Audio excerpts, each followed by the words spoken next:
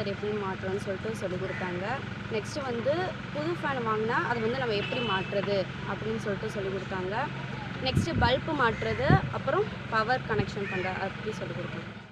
Fan மாட்டுறது எப்படின்னு கற்றுக்கிட்டோம்.